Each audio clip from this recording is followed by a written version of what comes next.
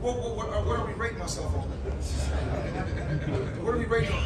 Okay. Well, we want to know in the least amount of fights. You know, I didn't have to have 70 fights or 150 fights, 300 fights. Did I not beat the most world champions? Yes, you did. Okay. And in the least amount of fights? Yes, you did. Who got the highest gate? Floyd Mayweather. Who made the most money? You did. Who was the most accurate fighter of all time? You were. So it's basically saying that... The greatest of all time. Okay. No disrespect, sir. No disrespect. No, my question is... Interesting.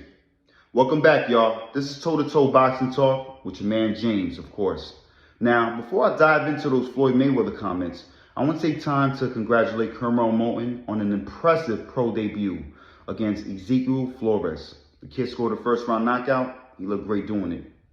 Now, I want to preface my comments by saying I respect everything that Floyd has done for the sport of boxing. There's no question. He's done a lot as far as elevating it to the point where fighters are making more money. The sport is gaining more exposure through different platforms. So I respect him in regards to that, man. But it seems like when he makes comments like that, or when he goes out of his way to make comments like that, it seems like he's a little bit insecure about what he's done in the sport of boxing. Now, I get it. Every fighter is supposed to think that they're the best. I agree, 100% agree with that. But when you go out your way reminding people, you know, you're the best and, you know, you've done this, you've done that, you've accomplished what this fighter has not done or whatever the case may be, I think it shows that you're not very confident in your resume. Now, I'm going to dissect that in a bit, but it bothered me to see Floyd take the shine away from his fighter in the press conference. It's about your fighter. It's not about what you've done. We already know what you've done in the sport of boxing, right? You're a promoter now. So your job is to step aside, matter of fact, and let your fighter, get the limelight. Now, looking back in Floyd's career, he started in '96. 2 years later, he fights for the WBC Super Featherweight Championship against the late, great Gennaro Hernandez. He beats Gennaro Hernandez, which is an impressive win, at that particular time, because Gennaro Hernandez had never lost at Super Featherweight. His only other defeat came when he moved up to lightweight against Oscar De La Hoya. He beats Gennaro Hernandez. Later on that year, he beats Angel Manfredi, which I was never high on Angel Manfredi to begin with. I always felt that HBO hyped him up to be something that he wasn't. He was a decent fighter. That's it. You know what I'm saying? But he beats Angel Manfredi in 2 rounds and ultimately wins Fighter of the Year for 1998. Fast forward 3 years later, he fights Diego Corrales. Now, this to me is his greatest performance because at that time, Diego Corrales was a monster. He was a dangerous fighter. He was 33-0, 27 knockouts, 6'2", fighting at 130, power in both hands. Serious. Floyd dismantles him, knocks him down 5 times, kills him with the jab to the body to set up the left hook up top. And, that performance puts him on the map. He stays at 130 for the remainder of that year, moves up to lightweight to face Jose Luis Castillo. Now, I know that, the first fight, brings a lot of controversy. A lot of people think that Floyd lost that fight. I actually feel that Floyd edged the fight. It was a close fight, but Floyd won, in my eyes. The second fight left no doubt. So he becomes a lightweight champion. So instead of fighting Freitas and Casamayor, he goes up to 140, fights Cha Corley, who is not a top tier fighter. He's a good fighter, but he's not a top tier. Corley hurts him in that fight. But Floyd, as he always did, found a way to win. He beats Arturo Gatti, which Arturo Gatti at this point was, damaged goods. He had massive wars with Mickey Ward, Ivan Robinson. So he was not the Arturo Gatti from the 90s. So he goes up to welterweight and he fights Zab Judah, who Zab Judah in his previous fight loses to Carlos Baldomir. So you sense a pattern, right?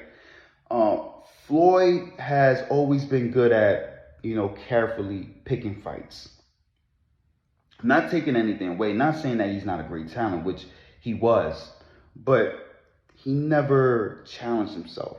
So at this point, he fights Zab Judah, beats Zab Judah. Later on that year, he fights Carlos Baldomir instead of fighting Antonio Margarito. Now, we all know Antonio Margarito would have been a dangerous fight for Floyd. But people wanted to see, if Floyd can overcome, a Margarito's size and relentlessness,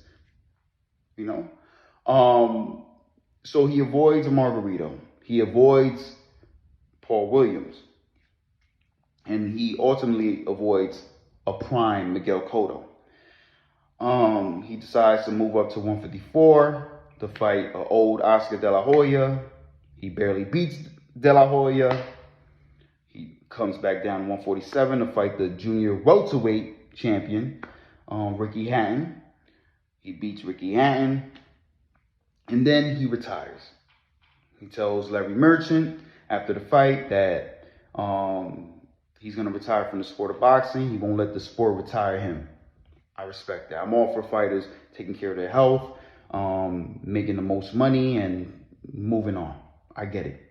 But when you say TBE, the best ever, that means you have to fight the best fighters in your ever at their best. So he comes back 2 years later, fights Juan Manuel Marquez, which he makes Marquez come up 2 weight classes, beats him easy. He fights an old Mosley. He fights Victor Ortiz. Then he finally fights Miguel Cotto, which at this point Miguel Cotto was damaged goods because he took serious beatings from Margarito, who was cheating, and Pacquiao. So we're not talking about the same fighter. He fights Robert Guerrero, and then he fights Canelo Alvarez. Now, this is where people say, oh my God, he fought Canelo. But you got to understand, he fought Canelo at a catch weight. Canelo was a champion at 154. Floyd set the stipulation for Canelo to come down to 152, a catch weight, to fight him. So the day of the weigh-in, Canelo looked so dry. Canelo looked like he hasn't had a meal in like a week. He looked so dry. So for the fight, you can tell that he was not himself. So Floyd, picked him apart. Easy. Wins that. And then he fights Marcos Maidana. Now the first fight was close. The second fight, Floyd wins handily. And then we finally get the fight that we've been waiting for 5 years. Manny Pacquiao. Now, both fighters were past their prime and all that. And even though Pacquiao was younger than Floyd, he's been at this point, he was in more wars than Floyd. 4 fights with Marquez, the last being in a hellacious knockout. Fights with Barrera, fights with Morales. So Pacquiao, was definitely at this point an old fighter. He beats Pacquiao. After that, he beats Berto. So what does Floyd do? Floyd decides to fight an MMA fighter by the name of Conor McGregor. A guy who's never boxed before in his life. He fights him. Now, I understand that's the thing nowadays, fighting, professional fighters, fighting guys, YouTubers, whatever the case may be, for an exhibition. No. Floyd didn't do that. Floyd actually fought him as a professional fight. He counted that as a professional fight, just so he can pass Rocky Marciano and end his career at 50-0. He beats Conor McGregor. We all know. 10th round knockout. Now, when Floyd says he's beaten the most champions, that's true. That's true. He has. But when people don't understand, there's 4 belts in each weight class nowadays. So yeah, you're beating a champion, but you might beat the weakest champion in that division. So that argument holds no merit.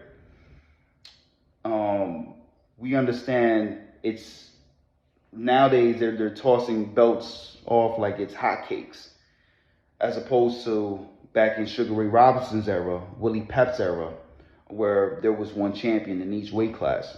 So in all actuality, to beat champion, you have to actually fight the champion at that weight class. You can't avoid fights. You couldn't avoid fights at that time.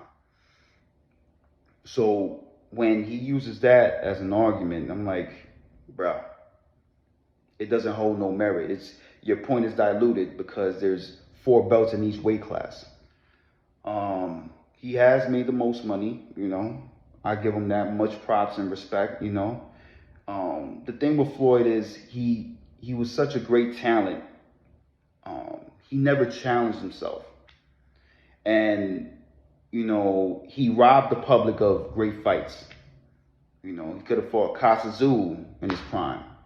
Instead he fights Chop Shop Corley and Arturo Gatti. He could have fought Margarito, Paul Williams, Cotto in his prime. Instead he fights Carlos Baldomir and Zab Judah. So, I don't want to take anything away. I don't want it to seem like I'm bashing his career, which I'm not. I respect his career. Any man who steps in the ring, I respect. But, don't dismiss the fighters that came before you just to elevate your status as an all-time great. Don't do that. Don't do that. I feel that Floyd himself, deep down, he knows that, he didn't challenge himself to be great. Instead, he went for the bag. It is what it is, I respect it, but as a fighter, you can't put him above Leonard. You can't put him above Pernell Whitaker. You can't put him above Roberto Duran, Tommy Hearns, Willie Pep, Hank Armstrong, Sugar Ray Robinson, Muhammad Ali. The list goes on and on. Well, that's all I have to say about that. Please subscribe, like, and comment. Let me know what you guys want to hear next.